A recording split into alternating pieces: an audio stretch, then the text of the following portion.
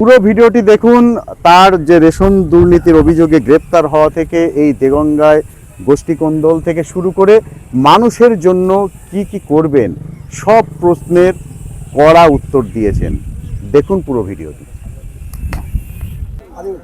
উত্তর 24 পরগনার অন্যতম একটি বিধানসভা মাইনরিটি সংখ্যার নিরিখে যার নাম দেগঙ্গা। শুধু তাই না, এই উত্তর 24 পরগনা শুধু নয়, এই রাজ্যে যতগুলো বিধানসভা এলাকা আছে আর্সেনিক প্রবণ, তার ভিতরে অন্যতম এই দেগঙ্গা।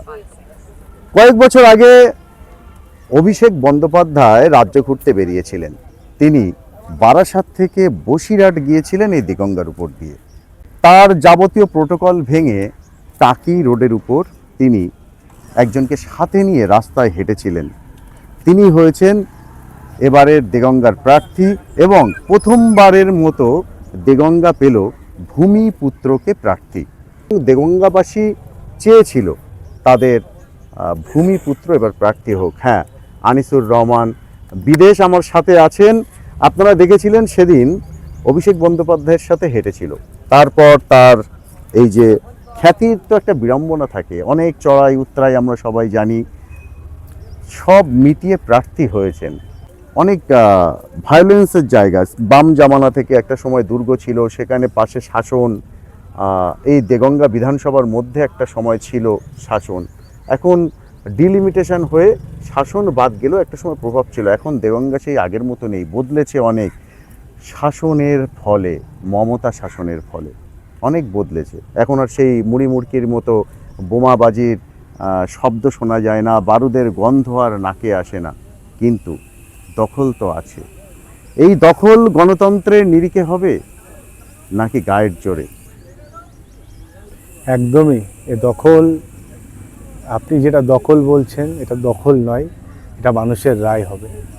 দখল তো একটা অপশক্তি করার চেষ্টা করে। তৃণমূল কংগ্রেস তো মানুষের মামাটি, মানুষের দল।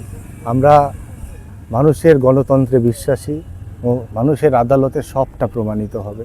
আর মানুষ মুখিয়ে আছে, দেগঙ্গার মানুষ উৎসবের মেজাজে এই 2026-এর বিধানসভাতে বিভাজন বিভেদগামী শক্তিদেরকে বিসর্জন দিয়ে মমতা বন্দ্যোপাধ্যায়কে চতুর্থবারের মুখ্যমন্ত্রী করার জন্য।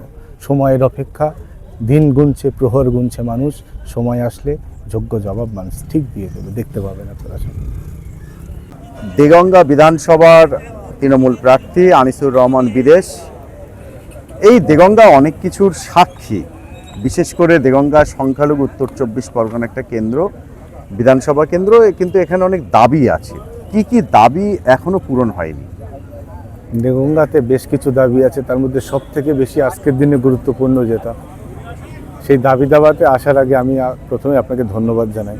আপনাদের সকলকে ধন্যবাদ জানাই, যারা এখন দেখছেন বা পরে দেখবেন, তাদের সকলকে আমার অন্তর থেকে কৃতজ্ঞতা, ঈদের শুভেচ্ছা আগাম। আমার দেগঙ্গার সবথেকে বড় উৎসব বাসন্তী পুজো, তার শুভেচ্ছা জানাচ্ছি। দেগঙ্গার মানুষের দাবি দাবা নিয়ে আপনি বললেন, অনেক দাবিটার মধ্যে এখন বার্নিং ইস্যু যেটা আছে সেটা হচ্ছে বেড়াচাপা চৌমাথার একটা জ্যাম, প্রচণ্ড জ্যাম হয় এখানটাতে। একটা ফ্লাইওভারের খুব রিকোয়ারমেন্ট আছে, এটা আজকের দিনে খুব বার্নিং ইস্যু আছে। গ্রামীণ হাসপাতালটাতে একটা মেটার্নিটি ওয়ার্ড, একটা যারা রেনাল ফেলিওর হয়, মানে কিডনি ডিজিজ যাদের থাকে, ডায়ালিসিসের একটা ইউনিট, একটা ট্রমা ইউনিট, এগুলোর প্রয়োজনীয়তা আছে। এরকম বেশ কিছু কাজ আছে যেগুলো দেগঙ্গার মানুষের বিশেষ প্রয়োজন। সেই কাজগুলোর দিকেই আমাদের আগামী 5 বছরের লক্ষ্য থাকবে এবং আমার আশা প্রত্যাশা দেগঙ্গার মানুষ দুহাত ভরে আশীর্বাদ করবে এবং আমি দেগঙ্গার মানুষের কণ্ঠ হিসেবে মমতা বন্দ্যোপাধ্যায়ের কাছে, অভিষেক বন্দ্যোপাধ্যায়ের কাছে আর্জি করলে এই সমস্ত দাবি পূরণ হবে। আর একটা বিষয়, এই প্রথম দেগঙ্গা ভূমিপুত্র পেল, কতটা মানুষ খুশি, আর আপনি নিজে কতটা খুশি, আর কি কি করতে পারবেন আর কি এই খুশির ঈদে আগে যে খুশিটা পেলেন? না, একদমই। আসলে দেগঙ্গার মানুষের দীর্ঘদিনের একটা প্রত্যাশা ছিল যে অ্যাসেম্বলিতে গিয়ে দেগঙ্গার কণ্ঠ হিসেবে দেগঙ্গার কোনো ভূমিপুত্র গিয়ে আওয়াজ তুলুক। সেই সুযোগ আজকে দলনেত্রী, দেশনেত্রী, আমার নেত্রী মমতা বন্দ্যোপাধ্যায়, আমার নেতা অভিষেক বন্দ্যোপাধ্যায় করে দিয়েছে। আমি দেগঙ্গাবাসীর তরফ থেকে, আমার তরফ থেকে আমি কৃতজ্ঞতা নতমস্তকে তাদের চরণে আমার প্রণাম জানাচ্ছি। তো এই যে আপনি দেগঙ্গার প্রার্থী হয়েছেন, তারপর দেগঙ্গা একটা কোন্দল কিন্তু দীর্ঘদিন ধরে, আমরা যদি দেখি 2023-এ দিদির দুধ কর্মসূচি, 21-এর বিধানসভা নির্বাচনে, এবং ধারাবাহিকভাবে এখানে খুন হয়েছে, মারামারি হয়েছে, হামলা হয়েছে, বোমাবাজি হয়েছে। সেই কোন্দল মিটিয়ে একত্রিত করতে কতটা কি করবেন? আপনি যদি দেখেন, পার্টি প্রেসিডেন্ট 2021 সালে করেছে, তারপর থেকে 2026 তেমন কোনো ঘটনা কিন্তু দেগঙ্গাতে নেই। সবাই আমরা একই ছত্রছায়াতে আছি। এবং আজ আপনি যদি আজকের মিটিংয়ের স্টেজের যদি ভার্সনটা দেখেন, ছবিটা দেখেন, আজকে দেগঙ্গার আপামর তৃণমূল কংগ্রেসের এন্টার যত সিনিয়র, যারা দীর্ঘদিন ধরে লড়াই করে দলকে প্রতিষ্ঠিত করেছে, যারা মমতা বন্দ্যোপাধ্যায়ের তৃণমূল কংগ্রেসে আসার আগে থেকে মমতা বন্দ্যোপাধ্যায়ের সঙ্গে, তারা কিন্তু আজকে দুহাত ভরে আশীর্বাদ করছে। আজকে স্টেজে ছিল তারা সকলে। দেগঙ্গা আজকে একই জায়গাতে, একই গাছের তলায় সবাই আমরা আছি। আমরা একটা সমস্ত ফুলগুলো একটা সুতোই বেঁধে আছি, আর সেই সুতো মমতা বন্দ্যোপাধ্যায়ের সুতো। কোনো কন্দলের জায়গা নেই। ডানপন্থী দল মত পার্থক্য থাকে, সংসার বড় হলে ঠোকাঠুকি হয়, কিন্তু যখন বিষয় এসে যায় মমতা বন্দ্যোপাধ্যায়, যখন বিষয় এসে যায় অপশক্তি অপসারণের, তখন আমরা সবাই এক জায়গায়, সব এক জায়গায় হয়ে দেগঙ্গাতে মানুষ উৎসব মুখর হয়ে এবছর নির্বাচন করবে। দেগঙ্গার ভূমিপুত্র প্রার্থী হলো, দেগঙ্গা কি আর্সেনিক মুক্ত হবে? দেখুন, দেগঙ্গার আপনি পানীয় জলের কথা বলছেন।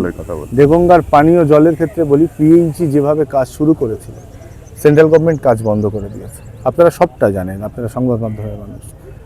মমতা বন্দ্যোপাধ্যায় আমাদের দেশনেত্রী, বাংলার মাননীয় মুখ্যমন্ত্রী, তিনি সেন্ট্রাল গভর্নমেন্টের প্রায় 2 লক্ষ কোটি টাকার যে যন্ত্রণা যেটা আটকে রেখেছে, তারপরেও আজকে পথশ্রী থেকে শুরু করে আমার পাড়া আমার সমাধান থেকে শুরু করে সমস্ত কাজ করছে। আমরা শুধু এই নতুন গভর্নমেন্ট ফর্মসের অপেক্ষা। ফর্ম হয়ে গেলেই দেখবেন পিএইচই সংক্রান্ত যে টাকা সেন্ট্রাল গভর্নমেন্ট আটকে রেখেছে, বাংলা স্বয়ংসম্পূর্ণ, বাংলা কারোর সামনে মাথা ঝোঁকায় না, বাংলা আত্মনির্ভর হয়েছে। সেই হিসাবে এই পিএইচির কাজও মমতা বন্দ্যোপাধ্যায় মানুষের ঘরে ঘরে জল পৌঁছানোর কাজ নিশ্চিতভাবে সম্পূর্ণ করবে। অনেকটা কাজ হয়েছে, বাকি যেটুকু আছে সেটাও নির্বাচনের পরপরই সম্পূর্ণ হবে। বিরোধী বিজেপি আইএসএফ আপনার যে গ্রেপ্তারের ঘটনা, যে অভিযোগ, সেইটা নিয়ে যদি প্রচারে বলে, কি উত্তর দেবেন, কি বলবেন? মানুষের মনে এখনো কিন্তু একটা ভ্রম আছে বিষয়টা নিয়ে। তাহলে তার আগে মানুষের যারা ভ্রম আছে, একটু অমিত শাহ সাহেব আমাদের দেশের স্বরাষ্ট্রমন্ত্রী, তার কাছেও আগে জিজ্ঞাসা করে আসুক। তিনিও প্রায় 100 দিনের উপরে জেল খেটেছেন, জেলে ছিলেন। তাহলে তিনি আগে উত্তরটা দিক, জেল কেন খেটেছিল। আজকে সর্বজন গৃহীত, সুপ্রিম কোর্ট বলছে ইডি সিবিআই আজকে বিজেপি তোতা হয়ে গেছে, খাঁচাবন্দি তোতা হয়ে গেছে। যারা যারা যখন যখন সংগঠনকে মজবুত করার চেষ্টা করেছে, সাংগঠনিকভাবে যখন না পেরেছে, তখন এই এজেন্সিকে কাজে লাগিয়ে তারা করার চেষ্টা করেছে। আর আজকে আপনি দেখতেই পাচ্ছেন যে দেগঙ্গার মানুষ জানে যে দেগঙ্গায় 74-75 হাজারের লিড ডক্টর কাকুলি ঘোষ দস্তিদারের, এটা বিজেপি কোনোভাবে হজম করতে পারেনি। আমি যদি চুপ করে বসে থাকতাম, আমি দুধে ভাতে থাকতাম, কিন্তু আমরা তৃণমূল কংগ্রেস করা লোক, শিরদাঁড়া সোজা করে দল করি, আর মাথা আমাদের ঝোঁকে মানুষের কাছে আর ঈশ্বরের আল্লাহর কাছে, তাছাড়া কারোর সামনে ঝোঁকাইনি, ঝোঁকাবও না। যত নির্বাচন হোক, যত রক্ত ঝরুক, যত যন্ত্রণা দিক, গলা দিয়ে একটাই আওয়াজ বেরোবে, জয় বাংলা, মমতা বন্দ্যোপাধ্যায় জিন্দাবাদ, অভিষেক বন্দ্যোপাধ্যায় জিন্দাবাদ। কি বলবেন ভোটারদের উদ্দেশ্যে? এটুকু সকলের কাছে আমার করজোরে নিবেদন। প্রথমত উৎসব সুন্দরভাবে কাটান, ঈদের সময় ঈদ ভালোভাবে কাটান, সমৃদ্ধির সঙ্গে কাটান, সুস্থতার সঙ্গে কাটান। পুজো আসছে, বাসন্তী পুজো কাটান। তারপরে একটা মাস আপনাদের সন্তান, আপনাদের ছোট ভাই আনিসুর রহমান বিদেশ আমার জন্য দেবেন। বাকি পরবর্তী 60 মাস আমি আপনাদেরকে উজাড় করে দেব। এটা আপনাদের সকলের কাছে আমার সবিনয় নিবেদন। বিরোধীদের উদ্দেশ্যে কি বলবেন, যারা আপনার প্রতিপক্ষ প্রার্থী হবে বিরোধী দল? Always welcome. আসুন, গণতান্ত্রিক উপায়ে লড়াই করি। গণতন্ত্র শেষ কথা বলবে, জনগণ শেষ কথা বলবে। জনগণের আদালতে সব সত্যি সামনে চলে আসবে। আমি সকলকে ওয়েলকাম জানাচ্ছি। আমার যারা বিরোধী দলের যারা প্রার্থী হবে, একসঙ্গে বসে চাও খাবো, আপনারা দেখতে পাবেন, কোনো অসুবিধা নেই। আমরা তো দেগঙ্গা যারা যারা দেগঙ্গার মানুষ যারা ক্যান্ডিডেট হবে সব একসঙ্গে বসে আমরা চাও খাবো, কোনো সমস্যা নেই।